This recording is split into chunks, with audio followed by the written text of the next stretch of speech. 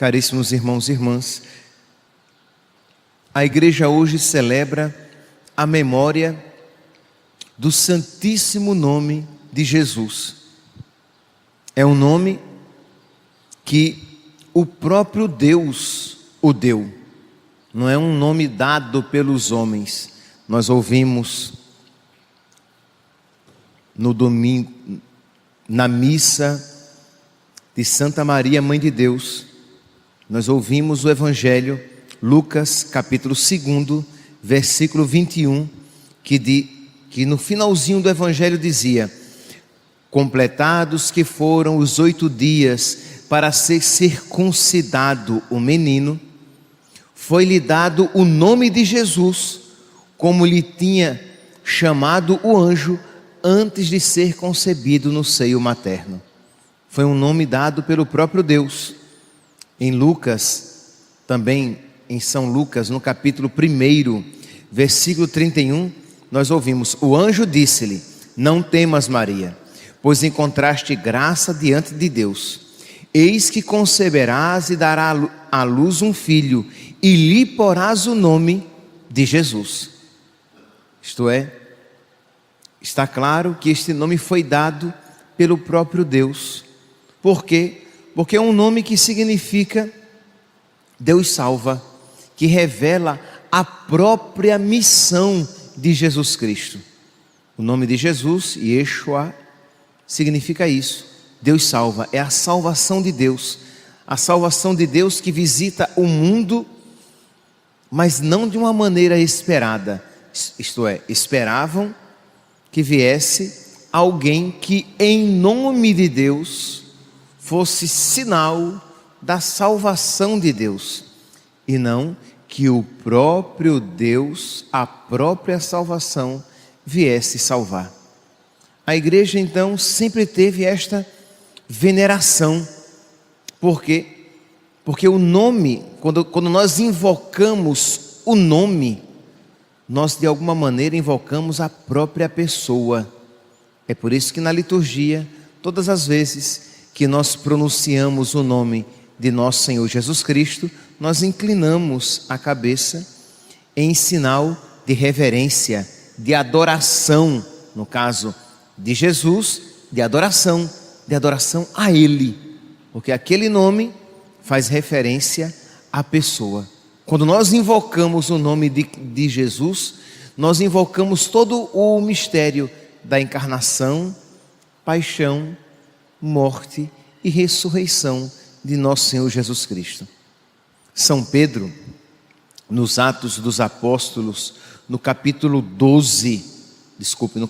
4, versículo 12, ele diz: em nenhum outro nome há salvação, em nenhum outro há salvação, porque debaixo do céu nenhum outro nome foi dado aos homens pelo qual devamos ser salvos. Então, esta reverência que São Pedro tinha com o nome de nosso Senhor. É por isso, meus santos, que, por exemplo, existe um hábito, principalmente no Oriente, de fazer uma oração invocando o nome de nosso Senhor.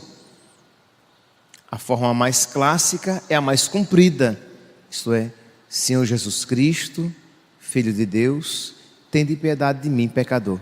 Então, Senhor Jesus, o ungido, o Cristo, Filho de Deus, tende piedade de mim, pecador. E eles rezam isso dezenas, centenas e às vezes milhares de vezes durante o dia, várias vezes. Mas também existe uma forma mais resumida, que é simplesmente o nome Jesus, de repetir devotamente, de uma forma adoradora, orante, o nome de nosso Senhor: Jesus, Jesus, Jesus. E em cada invocação do nome de nosso Senhor, pedir que tudo dentro dele, de quem este nome pronuncia, dobre o joelho, que tudo dentro dele faça reverência a nosso Senhor. Então, se você fizer uma oração assim, não é simplesmente repetir por repetir, mas repetir o nome de nosso Senhor, pedindo a Ele: meu Deus, que as minhas vontades dobrem o joelho diante de Ti, que os meus afetos dobrem os joelhos diante de Ti, que as minhas lembranças dobrem os joelhos diante de Ti, que as minhas paixões dobrem o joelho diante de Ti, que tudo em mim, tudo, as mágoas que eu carrego, as tristezas que insistem em permanecer dentro de mim, as lembranças que me inquietam, que tudo isso, Senhor, se dobre diante de Ti, reconhecendo que Tu és Deus,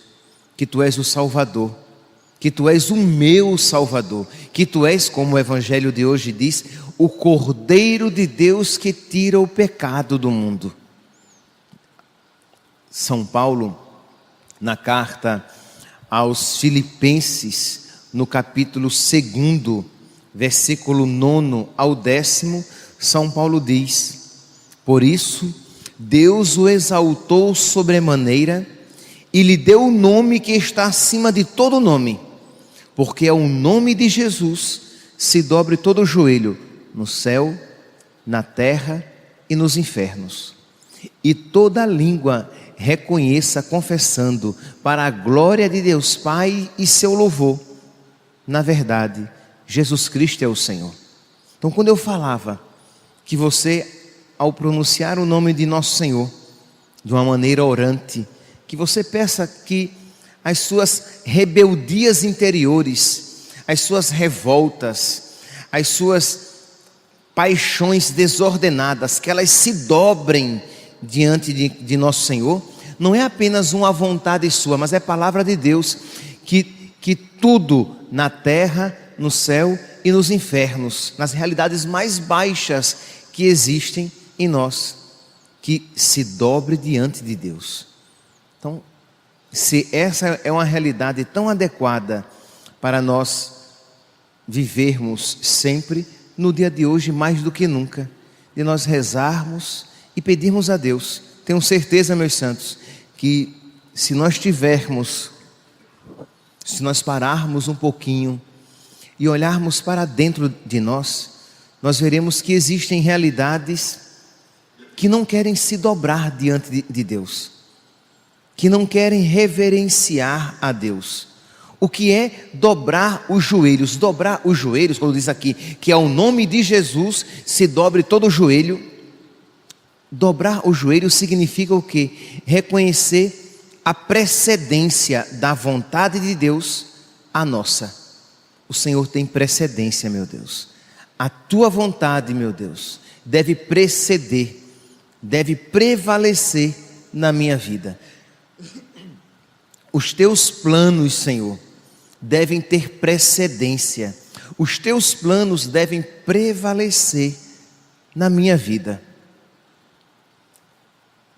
O Teu senhorio, Senhor, eu não sou senhor da minha vida, eu não sou dono da minha vida, Tu és o meu Senhor, porque logo depois que os joelhos se dobram ao nome de Jesus, todos eles e toda língua confesse para a glória de Deus Pai, na verdade, Jesus Cristo é o Senhor. Em alguns pintores medievais, quando eles pintavam o diabo sem joelho. Por quê? Porque o diabo não queria se dobrar o joelho diante de Deus. Então tinha que ter as pernas quebradas para reconhecer nosso Senhor. Não sejamos nós assim, como o diabo sem joelho, isto é, uma pessoa que já tem a predisposição a não ceder à vontade de Deus, a não se dobrar diante de Deus. Uma outra expressão, com a outra imagem que a Sagrada Escritura usa é homem de cerviz dura. A gente usa homem de cabeça dura. Mas a expressão homem de cerviz dura é alguém que não sabe baixar a cabeça, não sabe dizer amém, não sabe dizer assim seja, Senhor, não sabe dizer seja feita a vossa vontade, seja feito conforme melhor lhe aprouver, isto é, inclinar a cabeça, pronunciar o nome de nosso Senhor, quer dizer, nutrir a espiritualidade do santíssimo nome de nosso Senhor, não é simplesmente repetir o nome de nosso Senhor, ou todas as vezes, quer dizer, repetir o nome em oração, ou sempre que o nome de nosso Senhor for pronunciado na liturgia, inclinar a cabeça. Não é apenas isso, mas nutrir a espiritualidade do santíssimo nome de nosso Senhor é pedir a Ele um coração dócil, um coração semelhante ao seu. Lembra que eu dizia, já no início da homilia, que invocar o nome de nosso Senhor é fazer presente a sua própria pessoa. Que quando se diz que ao nome de Jesus todo o joelho se dobra, até no céu, na terra e nos infernos, é porque o nome de nosso Senhor faz presente a sua própria pessoa. Ora, se nós iremos nutrir esta devoção ao nome de nosso Senhor, nós na verdade estamos nutrindo a devoção a nosso Senhor. E Ele foi o primeiro, meus santos, a se dobrar diante da vontade do Pai. A espiritualidade do Natal é uma espiritualidade pascal, isto é uma espiritualidade que deve nos fazer olhar para a paixão, morte e ressurreição de nosso Senhor. Ele veio ao mundo para fazer a vontade do Pai. Ele veio ao mundo para realizar a vontade do Pai. Ele não veio ao mundo, isso, meus santos, muitos de nós nos chocamos. Ele não veio ao mundo para ser feliz.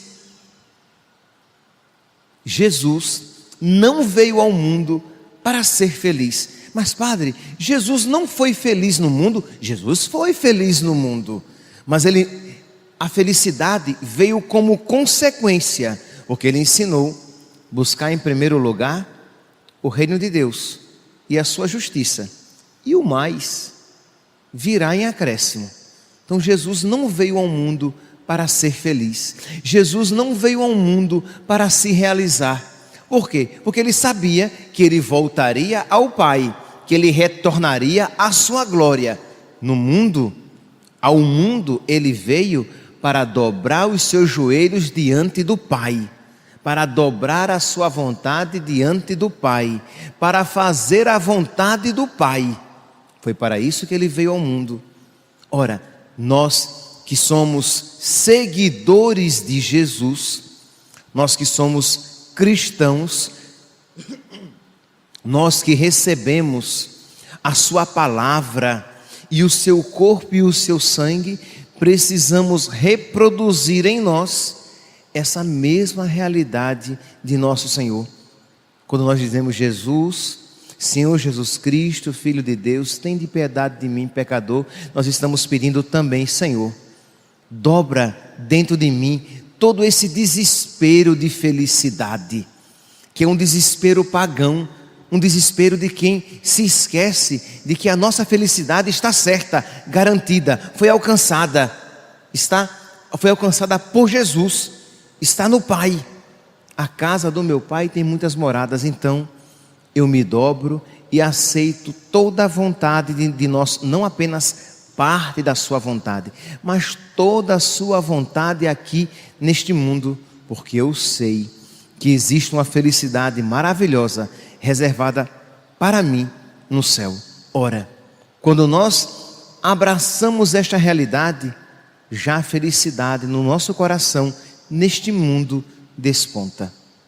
Perceberam a aparente incongruência? Quando eu aceito não buscar a minha felicidade, eu já experimento neste mundo a felicidade. Mas quando eu quero neste mundo a todo custo ser feliz, o que me visita é o desespero.